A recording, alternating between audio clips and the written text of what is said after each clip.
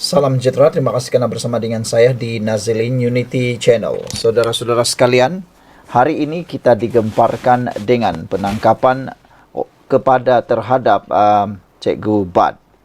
Rupa-rupanya ini sebab doktor pula Cikgu Bad ditangkap dan didakwa.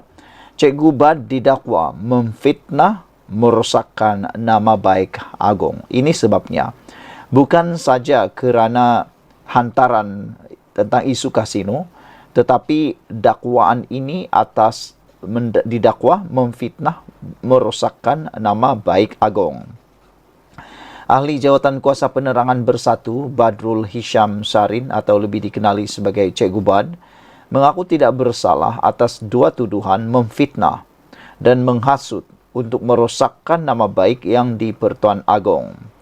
Badrul Hisham, 45 tahun, membuat pernyataan itu sejurus pertuduhan dikemukakan terhadapnya di hadapan Hakim Mahkamah Session Siti Aminah Ghazali. Saya faham tidak mengaku salah, katanya. Mengikut pertuduhan pertama, beliau didakwa mengeluarkan kenyataan fitnah di mana beliau mempunyai sebab untuk percaya bahawa ia akan merosakkan nama baik yang di Pertuan Agong. Kesalahan didakwa dilakukan di Istana Negara jam 6 petang pada 22 Januari lalu mengikut Seksyen 500 Kanun Keseksaan KK yang membawa kepada hukuman penjara hingga 2 tahun atau denda atau kedua-duanya sekali jika disabit kesalahan. Cikgu Bad juga berdepan tuduhan membuat penerbitan menghasut di Taman Bukit Ceras di sini jam 12.15 tengah hari 6 April lalu. Pendakwaan mengikut perenggan 4 dalam kurungan 1 kurungan C Akta Hasutan 1948 Akta 15 yang boleh dihukum di bawah subsection 4 dalam kurungan 1 Akta sama yang memperuntukkan denda tidak lebih RM5.000 atau penjara maksimum 3 tahun atau kedua-duanya. Susulan pengakuan tidak bersalah itu, Timbalan Pendakwa Raya Said Faisal Said Amir mencadangkan jaminan RM20.000 kepada Cikgu Bad bagi setiap tuduhan dengan seorang penjamin. Mahkamah kemudian membenarkan jaminan RM20.000 dengan seorang penjamin bagi kedua-dua pertuduhan, namun menolak cadangan perintah larangan dimohon pihak pendakwaan. Sebutan semula kes ditetapkan pada 27 Mei ini. Dan sebelum itu, kita juga digemparkan dengan berita Cikgu Bad bergari dibawa ke mahkamah. Cikgu Bad dilihat tiba di Mahkamah Session pada jam 9.20 pagi tadi bagi menghadapi dua pertuduhan kes memfitnah dan menghasut. Ahli Jawatan Kuasa Penerangan Bersatu itu antara lain didakwa mengaitkan menggunakan nama yang di Pertuan Agong Sultan Ibrahim serta isu kekemat baru-baru ini. Badrul Hisham, 46 tahun, yang memakai baju warna Melayu berwarna hijau dibawa oleh pihak polis ke mahkamah dalam keadaan bergaring. Assalamualaikum, selamat Hari Raya, kata beliau kepada pengamal media. Semalam peguam bela Cikgu Bad, Rafiq Rashid Ali, berkata, anak guamnya itu akan berdepan pertuduhan mengeluarkan kenyataan memfitnah dan menghasut. Menerusi hantaran Badrul di Facebook, beliau menyindir Perdana Menteri Datuk Seri Anwar Ibrahim mengenai hub kewangan yang akan dibina di Forest City. Sekian dulu untuk kali ini. Jangan lupa tinggalkan komen anda. Ikuti terus ulasan selepas ini. Salam sejahtera. Terima kasih kerana bersama dengan saya di Nazilin Unity Channel. Mula berkumandang di mana-mana sekarang ini permintaan ataupun desakan supaya anak dan pegawai kanan disiasat SPRM, AMK mendesak Menteri Besar Perlis letak jawatan dengan segera. Ada permintaan supaya ahli ataupun Menteri Besar Perlis itu segera letak jawatan. Persoalannya bila dan adakah mereka akan letak jawatan. Kerana selama ini pembangkang ni kadang-kadang ada juga yang sangat suka supaya menyuruh orang letak jawatan. Kali ini pula giliran mereka didesak untuk letak jawatan. adakah mereka akan akur? Angkatan Muda Keadilan AMK Perlis mendesak agar Menteri Besar Muhammad Syukri Ramli meletakkan jawatan berkuat kuasa serta-merta. Susulan penahanan beberapa pegawai kanan yang mempunyai kaitan dengan kerajaan Perlis. Ketuanya Azin Izzad Bahanuddin berkata, AMK mengutuk dan mengecam sekeras-kerasnya sebarang salah guna kuasa dan rasuah di dalam negeri Perlis yang berdaulat. Menurutnya, kes membabitkan anak Menteri Besar Perlis yang didakwa memalsukan dokumen untuk tuntutan palsu berjumlah RM600,000 adalah satu-satunya kes yang pernah berlaku sepanjang 181 tahun terbentuknya negeri Perlis. Wow, ini satu fakta yang luar biasa. Tak pernah kita tahu, tak pernah didedahkan. Isu utamanya, adakah jumlah tuntutan palsu bernilai RM600,000 termasuk dengan tuntutan yang dikaitkan dengan institusi Diraja Perlis? Wajar diingat, ini merupakan satu-satunya kes seumpamanya sepanjang 181 tahun terbentuknya negeri Perlis.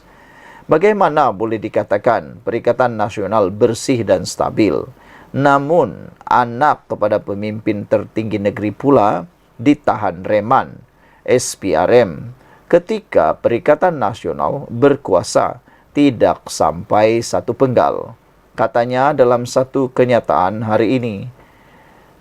Pada itu, AMK Perlis menggesa barisan kepimpinan Perikatan Nasional PN Negeri Perlis, terutamanya Menteri Besar Perlis, bermuhasabah dan bertanggung jawab terhadap isu yang berlaku. Beliau juga mengharapkan agar satu siasatan dijalankan dengan telus tanpa ada ganggu gugat daripada mana-mana pihak, kerana siasatan turut melibatkan anggota keluarga Menteri Besar Perlis serta pegawai kanan beliau. Maka kami menuntut Yang Amat Berhormat Menteri Besar meletakkan jawatan berkuat kuasa serta-merta, ujar beliau. Ini kerana menurut netizen supaya tidak ada gangguan terhadap siasatan.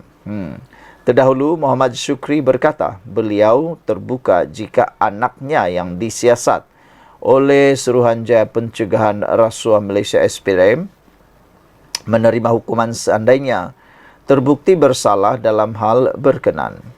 Ini adalah ujian yang sedang saya hadapi, dan jika anak terbukti bersalah, maka hukumlah dia kerana saya sudah berikan pendidikan dan ilmu termasuk juga pegawai saya di mana saya selalu berpesan mengenai perkara ini, dan jika terbabit juga, saya sudah habis ikhtiar, katanya. Namun apapun, saya tidak ada rasa gundah gulana dan saya juga tidak ada sebarang prasangka terhadap SPRM sehingga habis siasatan mereka, katanya ketika berucap dalam ucapan penggulungan sidang Dewan Undangan Negeri Perlis. Ini apabila baru-baru ini anak Menteri Besar Perlis dan pegawai kanan Menteri Besar Perlis dicekup SPRM kes pemalsuan dokumen RM600,000. Anak kepada Menteri Besar Perlis dan orang kuat Menteri Besar dilapor direman oleh SPRM bagi membantu siasatan pemalsuan dokumen tuntutan palsu berjumlah RM600,000. Menurut berita harian yang memetik sumber, pegawai kanan pejabat Menteri Besar Perlis adalah antara 6 yang ditahan. Perintah reman dikeluarkan oleh Magistrat Ana Rozana Muhammad Noor selepas tertuduh dibawa ke mahkamah. Suspek yang ditahan berusia 27 hingga 37 tahun dan dikehendaki membantu siasatan berkaitan pelaksanaan projek pembangunan prasarana seperti membaik pulih, menyelenggara perbekalan dan perkhidmatan di seluruh Perlis sejak tahun 2022. Siasatan dipercaya juga menjurus kepada tuntutan palsu terhadap kerja yang tidak dilaksanakan. Suspek yang ditahan itu dipercaya berperanan sebagai pemilik syarikat, kontraktor dan penjawat awam di Pejabat Pentadbiran Setiausaha kerajaan negeri dan pejabat menteri besar Perlis, katanya lagi. Sekian dulu untuk kali ini. Jangan lupa tinggalkan komen anda. Sila tekan butang subscribe. Kita jumpa lagi. Bye-bye. Salam sejahtera. Terima kasih kerana bersama dengan saya di Nazilin Unity Channel. Saudara-saudara sekalian, beberapa jam selepas calon pilihan raya PRK, pilihan raya kecil di Kuala Kubu Baharu, calon Pakatan Harapan dicabar oleh PAS untuk mengemukakan keputusan akademik beliau iaitu SPM dan yang sewaktu dengannya. Tanpa menunggu masa, calon PH ini tayang keputusan akademiknya yang membuat ramai orang terngangah, tak mampu berkata apa-apa, bahkan menimbulkan kemaluan sendiri. Cuba nak malukan orang, akhirnya dapat malu sendiri. Lihatlah, cuba nak malukan calon Pakatan Harapan, sendiri yang dapat malu. Sebelum itu, juga tular di media sosial sekarang ini ialah kalimat seorang penyokong Perikatan Nasional yang menarik perhatian di media sosial. Sekejap dia jadi penyokong PH, sekejap dia jadi penyokong PN, dan sekejap pula kata ini, kata itu. Akhirnya kedapatan dia adalah penyokong Perikatan Nasional. Dan kita teruskan dengan cabaran oleh PAS terhadap calon Pakatan Harapan ini. Siapa sangka apa yang dibuat oleh PAS itu telah pun menjerat diri mereka sendiri. Diingatkan mereka dapat memerangkap calon PH ini ataupun boleh menjatuhkan maruah calon PH ini dengan meminta calon PH ini mendedahkan keputusan peperiksaan beliau. Rupa-rupanya selepas didedahkan, saya fikir akan lebih ramai yang akan tertarik dengan calon Pakatan Harapan ini. Manakan tidak, bayangkan saja. Keputusan SPM calon Pakatan Harapan untuk PRK di Kuala Kubu Baharu. SPM-nya straight A 10A. Dan untuk peperiksaan UPSR pula, calon Pakatan Harapan ini mendapat 7E. Ini keputusan yang amat luar biasa. Boleh dikatakan sangat pintar, cerdik calon Pakatan Harapan ini. Jadi, teknik untuk cuba memalukan, menjatuhkan calon Pakatan Harapan ini tidak menjadi. Bahkan sebaliknya, telah pun membuatkan saham calon Pakatan Harapan ini meningkat secara sendirinya. Kegairahan Ketua Penerangan PAS Ahmad Fadli Saari mempertahankan calon Perikatan Nasional PN dengan mencabar calon Pakatan Harapan PH, menyatakan latar belakang pendidikannya ketika bersekolah telah memakan diri sendiri. Fadli membuat cabaran agar Pang Syok Tau mendedahkan pendidikan rendah dan menengahnya selepas calon Perikatan Nasional di Dewan Undangan Negeri Kuala Kubu Baharu, Khairul Azhari Saud berdepan kontroversi berkaitan status pengajian.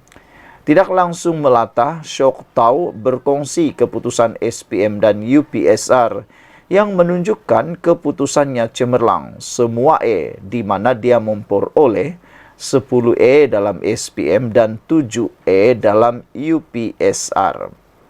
Wanita berusia 31 tahun dari Ampang itu mengambil SPM pada tahun 2010 dan mendapat keputusan semua E meliputi E+, E dan E-. Lebih menarik lagi, pelajar sekolah menengah Chuang Hua di Port Dickson Negeri Sembilan itu mendapat keputusan lebih baik dalam mata pelajaran bahasa Melayu iaitu E, bahasa Inggeris E+, dan bahasa China E-. Yang berhormat Pasir Mas Tuan Ahmad Fadli Saari bertanya tentang UPSR dan SPM saya. Inilah jawapannya, katanya. Saya terhutang budi kepada guru-guru yang pernah mengajar saya. Ucapan terima kasih saja memang tidak cukup sebagai balasan atas jasa bakti yang telah dicurahkan dalam mendidik saya, katanya di Facebook. Terdahulu latar belakang pendidikan calon PN Kuala Kubu Baharu diragui kerana tertera beliau melanjutkan pelajaran ke peringkat diploma pada usia 49 tahun dan menggenggam master pada usia 51 tahun. Menerusi poster yang tular, Khairul Azhari dikatakan memperoleh diploma eksekutif pengurusan dari Universiti Malaya UM pada tahun 2019 dan sarjana eksekutif dari Universiti Malaysia Pahang Al Sultan Abdullah 2 tahun selepas itu. Orang ramai mempertikaikan bagaimana dia melompat terus ke peringkat sarjana tanpa mengambil ijazah sarjana muda dulu. Selain bagaimana dia menghabiskan pengajian pada tahun 2021 ketika Perintah Kawalan Pergerakan PKP, bagaimanapun pemegang diploma dilapor boleh melanjutkan pengajian terus ke peringkat sarjana eksekutif di UMPSA dengan kelayakan pengalaman kerja yang ditetapkan serta melepasi pengiktirafan pembelajaran berasaskan pengalaman terdahulu. Isu pendidikan calon Perikatan Nasional telah selesai. Pihak Universiti UMP telah keluarkan kenyataan berhubung kelulusan master eksekutif pengurusan perniagaan yang dimiliki beliau, bahkan transkrip sijil juga telah disebarkan. Sekarang saya mencabar calon PH pula untuk nyatakan pendidikan rendah dan menengahnya. Silakan. Di manakah peperiksaan UPSR dan SPM diambil tentu menarik untuk diketahui, kata Ahmad Fadil. Dewan Undangan Negeri Kuala Kubu Baharu menyaksikan pertembungan 4 penjuru antara Sok Tep, Khairul Hafiza Zainuddin dan Nyo Kizen bebas. Kuala Kubu Baharu dikenali sebagai kerusi campuran dengan pecahan pengundi Melayu 46%, Cina 30%, India 18% dan lain-lain 6%. Saudara-saudara sekalian, yang agak memalukan ialah tindakan kegairahan Ketua Penerangan PAS Ahmad Fadli Saari mempertahankan calon Perikatan Nasional dengan mencabar calon Pakatan Harapan, menyatakan latar belakang pendidikannya ketika bersekolah ternyata telah memakan diri sendiri. Dan secara kesimpulannya, rumusannya, disangkakan cabaran itu boleh menjatuhkan maruah atau boleh menjatuhkan nilai saham calon Pakatan Harapan itu. Rupa-rupanya bukan saja ianya gagal menjatuhkan nilai saham calon Pakatan Harapan, bahkan secara tidak sengajanya, tidak langsungnya, calon Pakatan Harapan telah meningkat sahamnya. Siapa sangka? Disangka mampu memalukan, tapi lain pula jadinya. Bayangkan sajalah keputusan yang dipaparkan jauh daripada pemikiran biasa manusia, yaitu mencapai SPM 10E dan UPSR 7E. Sekian dulu untuk kali ini. Jangan lupa ikuti terus ulasan daripada channel ini dan tekan butang subscribe. Tinggalkan komen Anda. Kita jumpa lagi. Bye-bye.